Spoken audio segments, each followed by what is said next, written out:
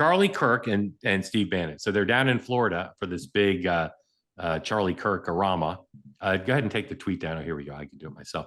And they did an event together, and they're both very pro-disclosure and have been critical of the administration they normally are pretty friendly with. Here are Charlie Kirk and Steve Bannon fired up about the Epstein matter. Roll 4, please. Pretty fired up about this Epstein thing. I just got a call from someone in Washington. Let's not say his name, but he was like, wait. A very dialed-in guy. Super dialed in. Really super dialed-in guy. And he's like, wait, is this Epstein thing kind of big? I thought it's over.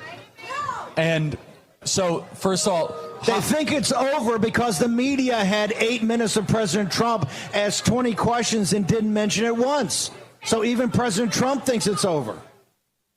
And so, Steve, what is your recommendation, your suggestion on how to fix this? There's only one way to fix this. We have to come out of Tampa, just like the Patriots did on doing like the Boston Resolves. We have to come out with the Tampa Resolves.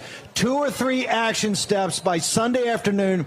We're all committed to, all of us, to say this must happen. And I think it's special prosecutor ever. But we have to say no more, nothing. We have to go forward with this. And the reason we're going forward with this, we're there to assist and augment President Trump, to help save President Trump's presidency, because they are coming for another coup. You can see it happening.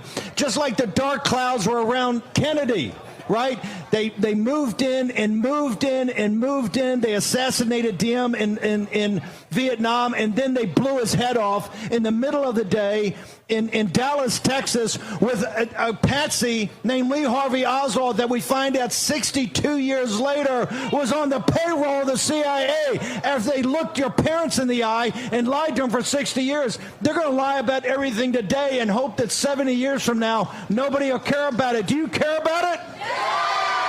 If we don't come out of here united with Turning Point, as powerful as Turning Point is, if we don't come out of here and say, no more, nothing more, we must have this, because if we don't take down the deep state, we're going to lose the entire country. And they think they're winning. They're laughing at us right now. They're laughing at you. They're mocking you. This is the Epstein is the question's very simple. Who governs this country? The American people or the deep state? Steve Bannon fired up. All right.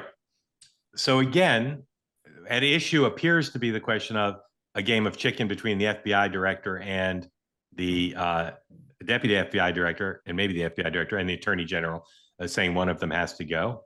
But I'm also curious about whether this has any real meaning for people who don't care who's in those jobs. So Amber, thank you for patiently listening to my awkward and stumbling attempts to summarize, and then listening to Steve Bannon behave the way he does. What do you think the meaning of this story is? And then I'll ask you separately, where do you think things stand? But why would a normal person care about all of this? So broadly, the Trump administration has said repeatedly across departments that this is the most transparent administration in history. They also promised repeatedly on the campaign trail that they were going to release all of the Epstein files. What we got instead was a memo telling us that basically there's no there. Epstein had apparently thousands of victims, but somehow aren't able to identify any of the people who were involved in the human trafficking of these young girls.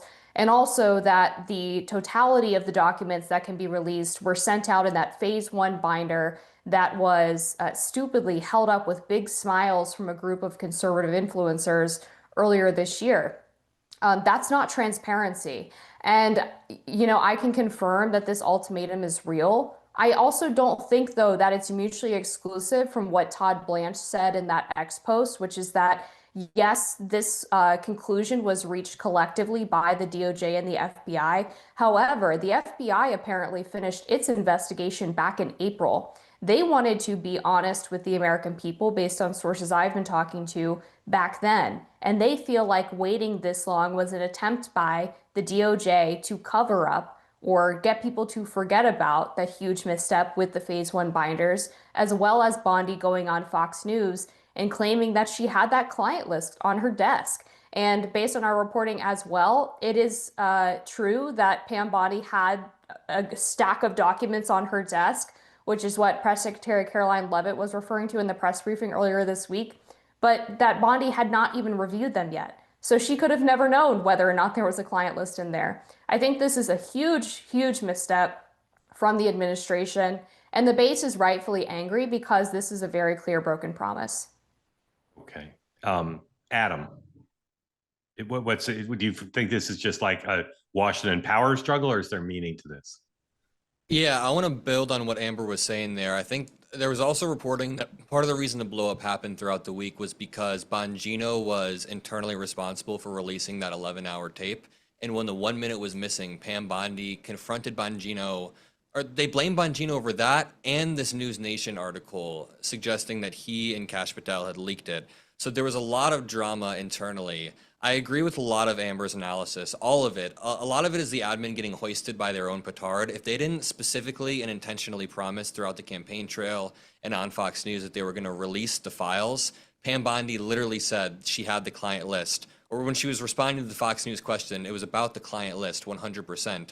So yeah, they overpromised, they underdelivered, and it's a huge erosion of trust at a time when the admin is already kind of going underwater and polling on a lot of other areas. There was just a Gallup poll that released a few weeks ago. They're negative 27 points on immigration.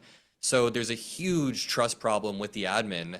And this is breaking through a lot of circles that I exist in. Like, I'm a young dude, so a lot of the gamer YouTubers that I watch, like these gamer dudes that have huge followings, are always talking about this. The podcast bros, Andrew Schultz, Theo Vaughn, they've been talking about this. So it's breaking through in a lot of the circles. And a lot of people are saying, listen, we didn't vote for this.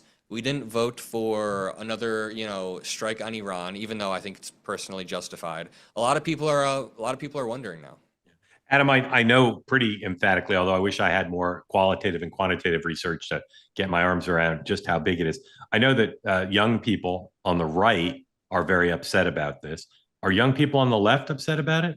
Yeah, so I just saw a video, speaking of Charlie Kirk, of him asking a room of people at a TPUSA event, I'm assuming, who in this room thinks this is a big deal? Everybody in the room raised their hand immediately. Of course, young people on the left are already predisposed to not trusting the Trump administration. So this isn't like the straw that broke the camel's back. But you think if we were at one of the, I'm sorry to interrupt, but you think if we were one of those Bernie Sanders and AOC rallies, and Bernie said, who thinks the Trump administration should release the Epstein files? You think there'd be overwhelming support there? Of course. Yeah. These are people who are also anti-establishment in the same sense. No one on the left is really going to protect Bill Clinton. You'll struggle to find someone that's like, I just don't want the list to be released because I don't want Bill Clinton to go to jail. We want there to be full transparency. And we also just think it's hilariously ironic that you'll see a lot of like ironic posts from people on the left saying, really, you don't trust the admin now? This is the lie that you've noticed? Want more great clips like that? I've got an idea. Hit the subscribe button, be part of the Two-Way community, never miss a clip. And you can always watch our full episodes, join them live, go to twoway.tv.